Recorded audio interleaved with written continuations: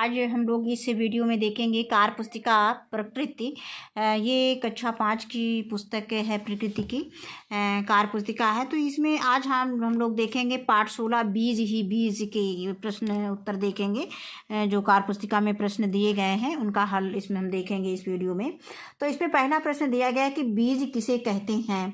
तो ऐसे अनाज के दाने जिसे हम जमीन में बोकर पुनः नई फसल उगा सकते हैं, ऐसे अनाज के दाने को हम बीज कहते हैं। अब आगे आता है प्रश्न संख्या 2 कि हमारे दैनिक जीवन में हम कौन कौन से बीज का उपयोग करते हैं। तो इसका उत्तर है कि हम अपने दैनिक जीवन में बहुत से बीज जैसे गेहूं, धान, चना, जौ, बाजरा, मक्का, मटर, सरसों, ककड़ी, खीरा, अरहर, मूंग, उड़द आदि बीज का उपयोग करते हैं। इसके अलावा भी और भी फसलें हैं जिनमें हम बीज का उपयोग करते हैं। इसके बाद आता है प्रश्न संख्या 3 निम्न में से कौन बीज है। आम, टमाटर, मूंग और गुलाब। गुलाब फूल है, आम आम आम ये बीज नहीं है। टमाटर में भी अंदर बीज पाया जाता है, लेकिन मूंग क्या है, मूंग एक बीज है। अब आता है प्रश्न संख्या 4 नीचे कुछ फलों के नाम दिए गए हैं, उनमें से एक बीज वाले और एक से अधिक बीज वाले फलों के नाम को अलग अलग करके लिखिए। तो यहाँ पे कौन कौन से फल दिए गए हैं। इसमें आम, पपीता, मटर, अमरूद और तरबूज, खरबूजा, लीची और खुबानी। तो इसमें हम देखते हैं तो इसमें आम एक बीज वाला हो गया और लीची में एक बीज होता है, खुबानी में एक बीज होता है। इसके बाद एक से अधिक बीज वाले फल कौन कौन से हैं। पपीता अगर हम काटते हैं तो उसमें बहुत सारे बीज दिखाई देते हैं, बहुत सारे बीज होते हैं। मटर की फली लेते हैं तो एक मटर की फली में कई दाने निकलते हैं, यानी कई बीज होते हैं। अमरूद में भी बीज बहुत सारे होते हैं, खरबूजा में बहुत सारे बीज होते हैं, उसी तरह से तरबूज में भी बहुत सारे बीज होते हैं, यानी एक से अधिक बीज होते हैं। अब हम इसके बाद अगले प्रश्न पे आते हैं, बीज ही बीज। ज्योति पहला प्रश्न दिया गया है कि ज्योति चने के कुछ बीजों को पानी में भिगोती है, कुछ घंटे बाद कुछ बीज पानी के ऊपर तैरते हैं। वह सोचती है ऐसा क्यों हुआ होगा, आप उसे क्या समझाओगे। तो इसका उत्तर है कि हम ज्योति को बताएंगे कि जो बीज पानी में तैर रहे हैं वो मृत बीज होते हैं और जो बीज पानी में नीचे बैठ जाते हैं उन्हें पुनः बोकर फसल उगा सकते हैं। इसके बाद अगला प्रश्न दिया गया है कि नीचे 2 बीजों के चित्र दिखाए गए हैं, आप इन दोनों बीजों में क्या क्या अंतर देख पाते हैं, लिखें। तो ये गेहूं का बीज दिखाया गया है और ये मटर की फली दिखाई गई है। तो इसमें हमें लिखना है कि चित्र में गेहूं को बीज के रूप में प्रयोग कर सकते हैं, लेकिन मटर को नहीं, क्योंकि मटर अभी कच्ची है। इसमें हरी मटर की फली दिखाई गई है, तो इसमें हमें अंतर लिखना है। तो गेहूं को तो हम बीज बना सकते हैं, लेकिन ये अभी कच्चा है, इसको हम बीज के रूप में प्रयोग नहीं कर सकते हैं। तो अगला प्रश्न इसमें दिया गया है कि नीचे दिए गए बॉक्स में बीज के अंगों का चित्र बनाइए और बीज के अंगों के नाम एवं कार्य लिखिए। तो यहाँ पे हम एक बीज पत्री और द्विबीजपत्री दोनों बीज ले लिए हैं। ये एक बीज पत्री का चित्र बना हुआ है और ये नंबर 2 पे 2 बीज पत्री का चित्र बना हुआ है। अब हम इसमें देखते हैं कि इसके कौन कौन से अंग होते हैं बीज के। तो इसमें एक होता है हमारा बीजावरण, यानी जिसको हम बीज चोल कहते हैं, जो बीज का आवरण होता है, जो बीज को ढके रहता है। और इसके बाद आता है भ्रूण। भ्रूण क्या करता है, ये अंकुरण में भाग लेता है, यहीं से भ्रूण से ही अंकुरण निकलता है। इसके बाद आता है बीजपत्र, ये भ्रूण पोष होता है, यानी भ्रूण को पोषण देता है। अब यहाँ पे इसके बाद हम यहाँ पे आ जाते हैं। अब बीज के अंगों के नाम लिखने हैं और बीज के अंगों के कार्य लिखने हैं, जैसा कि प्रश्न संख्या 3 में दिया गया है। तो बीज चोल या बीजावरण क्या होता है, इनका क्या कार्य होता है। बीज को सुरक्षा प्रदान करता है। भ्रूण, इसको मूलांकुर भी कहते हैं, अंकुरण में भाग लेता है। बीज पत्र यानी भ्रूण पोष, इसका काम होता है भ्रूण को भोजन होती है, भ्रूण का भोजन होता है। क्योंकि ये भ्रूण का भोजन इसलिए होता है क्योंकि इसमें जो है पत्तियां नहीं निकली होती हैं। पत्तियां जब निकल आएंगी तो पत्तियां मतलब पेड़ को भोजन देंगी, और जब तक पत्तियां नहीं निकलती हैं तब तक जो है भ्रूण ही उसको भोजन देता है, भोजन होता है। नहीं जो ये निकलता है कहने का मतलब बीज पत्र भ्रूणपोष ये भ्रूण का भोजन होता है। अब आगे है, अगला प्रश्न है कि नीचे दिए गए बीजों को एक बीजपत्री और द्विबीजपत्री में वर्गीकृत कीजिए। तो आम की गुठली, ज्वार, मटर, चावल, सरसों, गेहूं, चना, बांस, खजूर, मक्का और मूंग। तो हम देखते हैं कि ज्वार एक बीज होता है, चावल एक बीजपत्री होता है, गेहूं एक बीजपत्री होता है, खजूर होता है, मक्का होता है। और इसके बाद पहले हम ये देख लेते हैं कि एक बीजपत्री और द्विबीजपत्री की पहचान कैसे करते हैं। हम कोई भी बीज लेते हैं और बीज को जब हम बीज से अलग करेंगे तो वो दो पार्ट में डिवाइड हो जाती है। तो जैसे हम देखते हैं चना लेते हैं, मूंग लेते हैं या मटर लेते हैं, तो हम उसको जब तोड़ते हैं बीज से तो दो दाल अलग हो जाती है, यानी दाल के रूप में दो पार्ट में बट जाती है, तो वो हमारा द्विबीजपत्री होता है। और एक बीजपत्री को हम दो पार्ट में नहीं डिवाइड कर सकते हैं, दो पार्ट में नहीं होता है। ज्वार एक बीज होता है और ये चावल भी एक बीजपत्री होता है, गेहूँ एक बीजपत्री होता है, खजूर एक बीजपत्री होता है और मक्का भी एक बीजपत्री होता है। और इसके बाद आता है द्विबीजपत्री। तो आम की गुठली है, आम की गुठली कैसे हम कहेंगे द्विबीजपत्री है? अगर गुठली को हम तोड़ेंगे तो उसमें एक बीज निकलेगा।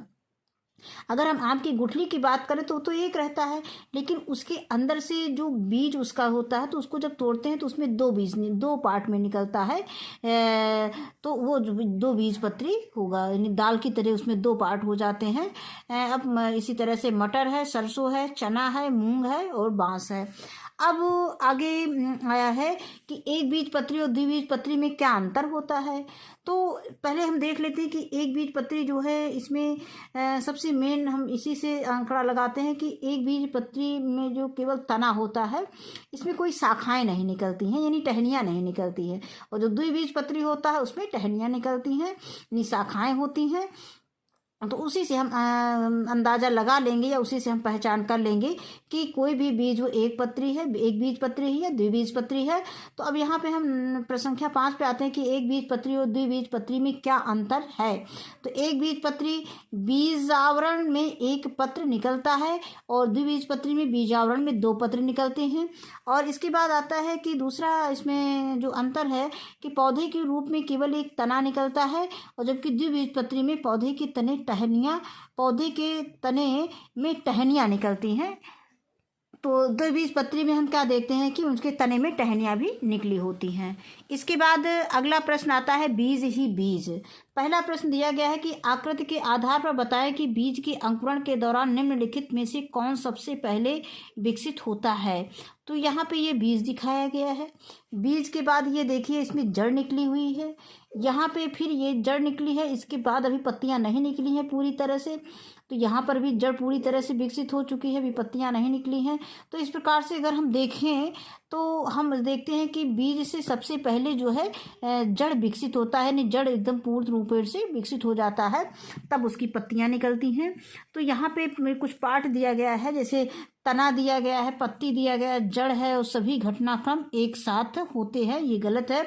बल्कि पहले जड़ का विकास होता है, कोई भी बीज होता है उसमें सबसे पहले जड़ का विकास होता है। आगे अगला प्रश्न है, क्या मूंग, राजमा और चने के बीज का अंकुरण का समय समान होता है? सोचकर लिखिए। तो यहाँ पे है नहीं, चना और राजमा रबी की फसल है, तो ये मतलब चना और राजमा रबी की फसल है, जबकि मूंग खरीफ की फसल है। तो इसमें चना और राजमा की जड़ें तो एक साथ इनका अंकुरण होगा, और जबकि मूंग का अंकुरण अलग होगा। अब अगला प्रश्न आता है कि क्या पालिश हुए बीज में अंकुरण होगा और क्यों?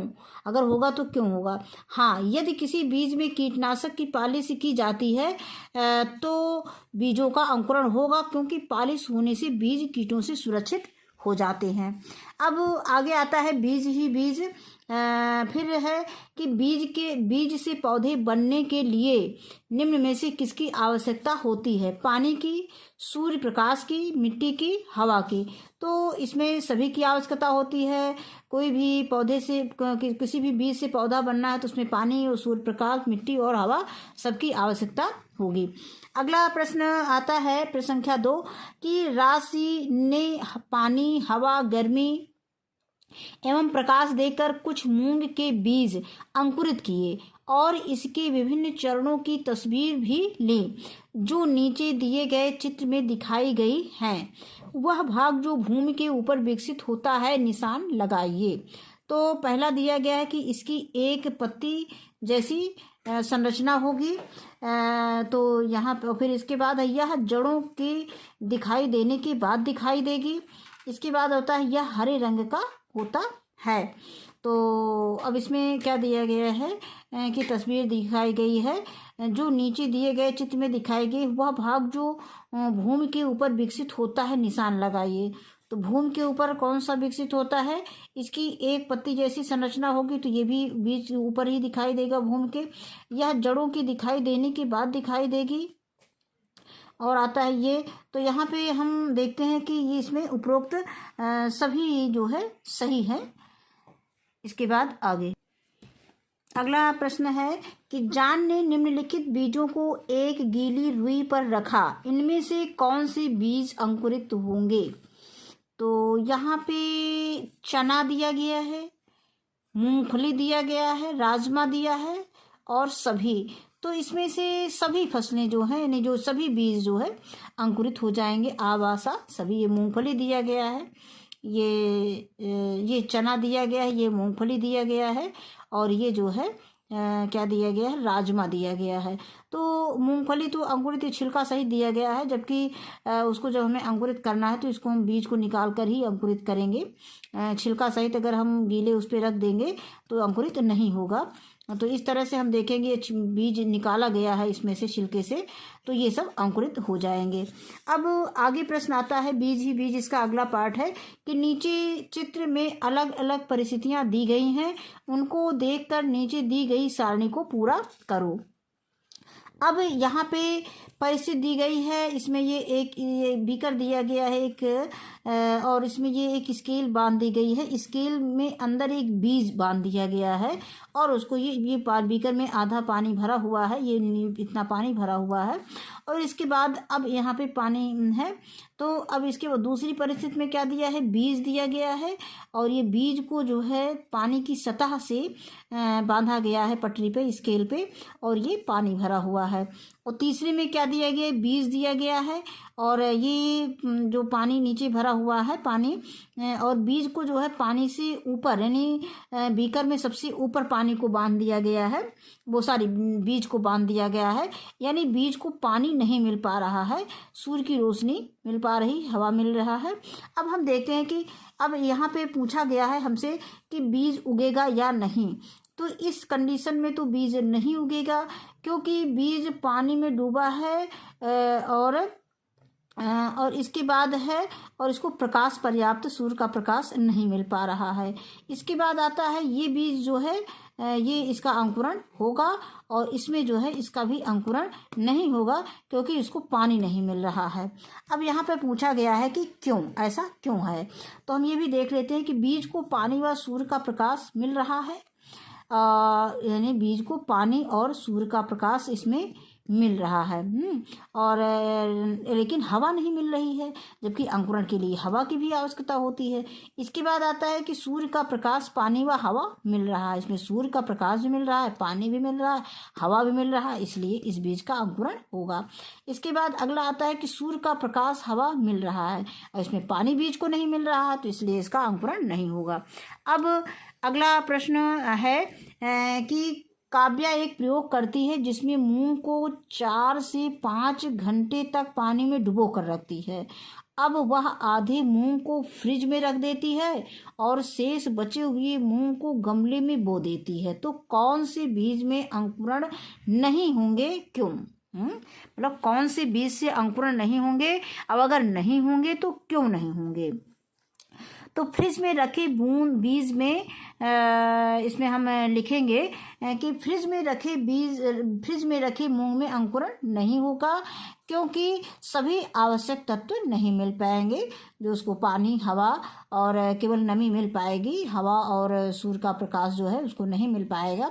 और इसके बाद गमले में बोए मूंग को इसमें सभी आवश्यक तत्व मिल जाएंगे, इसलिए ये अंकुरित हो जाएगा।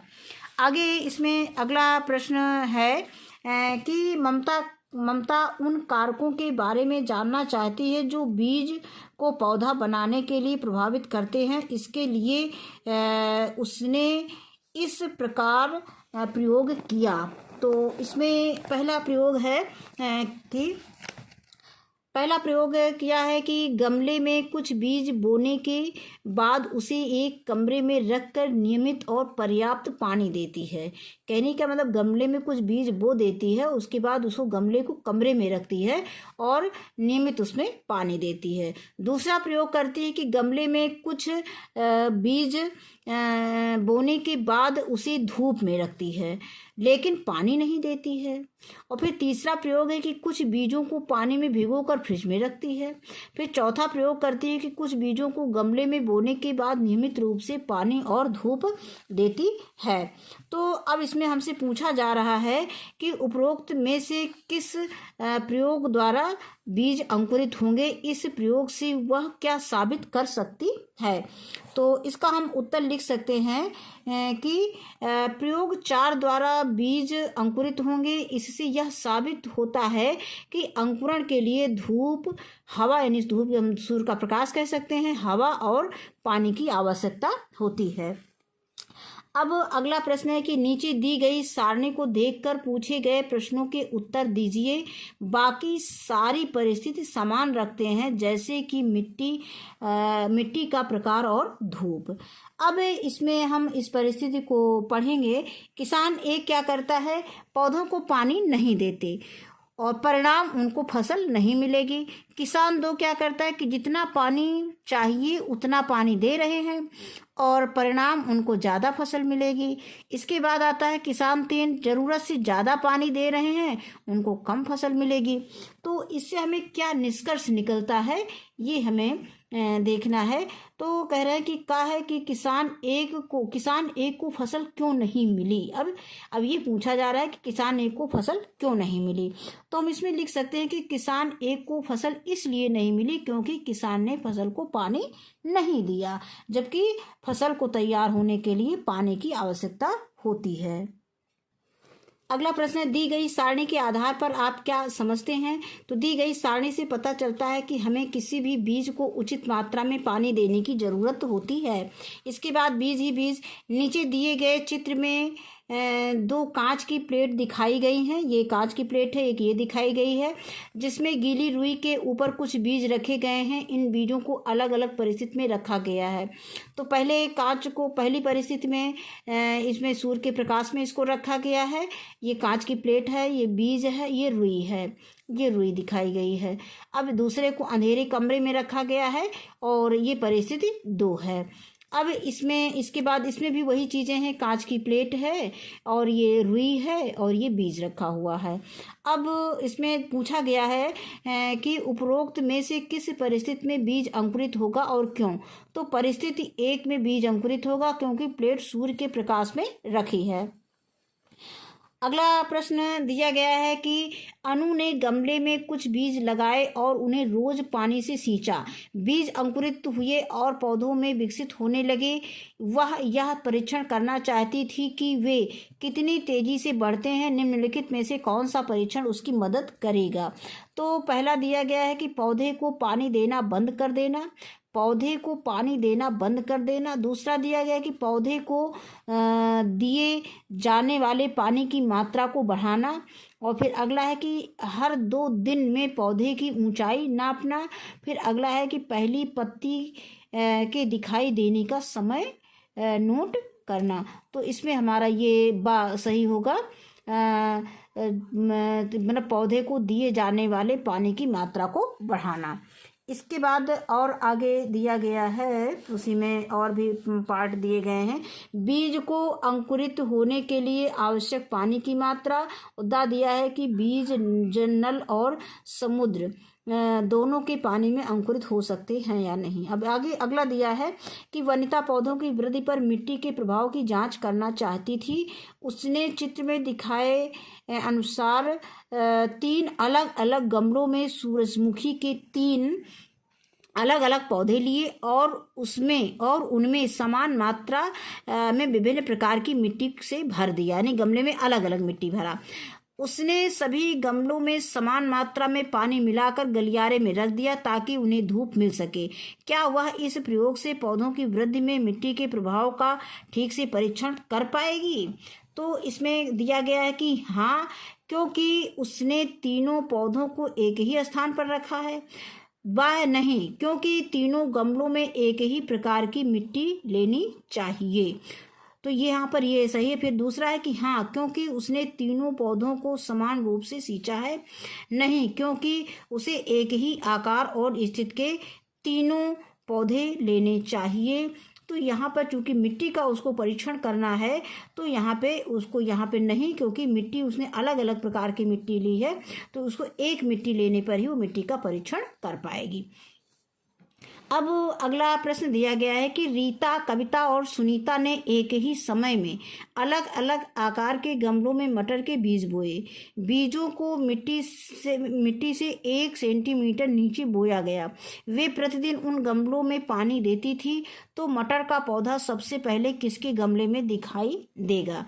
रीता के गमले में, कविता के गमले में, सुनीता के गमले में, और आगे दिया गया है कि हर गमलों में एक साथ दिखाई देंगे। अब यहाँ पे चूंकि गमले का केवल आकार बदला है, बाकी सब कुछ गमले में समान है। सुनीता का गमला है, ये रीता का गमला है, ये कविता का गमला है। तो बीज का अंकुरण एक साथ होगा, यानी हर गमले में एक साथ मटर का पौधा दिखाई देगा। अब अगला प्रश्न है कि बीज कैसे फैलते हैं? बीज कैसे फैलते हैं? तो बीज सभी जीव जंतुओं जैसे मनुष्य, जानवरों, पक्षियों, कीट पतंगों और हवा, पानी आदि से फैलते हैं। अगला प्रश्न आता है कि बीज का अंकुरण क्यों आवश्यक है? तो किसी भी अनाज की आवश्यकता को पूरा करने के लिए बीज का अंकुरण आवश्यक है। कोई भी अनाज है, गेहूं है, गेहूं का उत्पादन करना है, अगर बीज नहीं है तो उसका उत्पादन नहीं कर सकते हैं।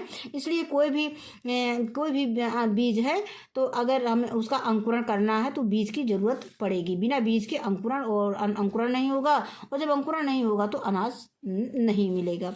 अब अगला प्रश्न इसमें दिया गया है कि चित्र को देखकर बताइए कि बीज किस किस तरह फैल रहे हैं। तो पहले चित्र में चिड़िया को दिखाया गया है। तो चिड़िया क्या करती है? बीज को ले जाती है, इधर उधर डाल देती है, तो इस तरह से बीज जो है इधर उधर फैल जाता है। दूसरे में गिलहरी को दिखाया गया है, और तीसरे चित्र में ये दिखाया गया है कि जो नारियल जो है ये पानी बह रहा है यहाँ पे, और नारियल का फल गिर जाता है, तो ये फल जो है एक स्थान से दूसरे स्थान पर चले जाते हैं, बह करके चले जाते हैं। तो इस तरह से हम बीज जो है इस तरह से फैलते रहते हैं, उसको हम लिख सकते हैं। अब आगे दिया गया है कि मनुष्य बीज को फैलाने में कैसे मदद करते हैं। तो यहाँ पे हम लिख सकते हैं कि मनुष्य अनाज को बाजार में बेचकर बीजों को फैलाने में मदद करते हैं। तो बस यह पाठ हमारा यहीं पे समाप्त होता है। आज के वीडियो में बस इतना ही। वीडियो देखने के लिए बहुत बहुत धन्यवाद।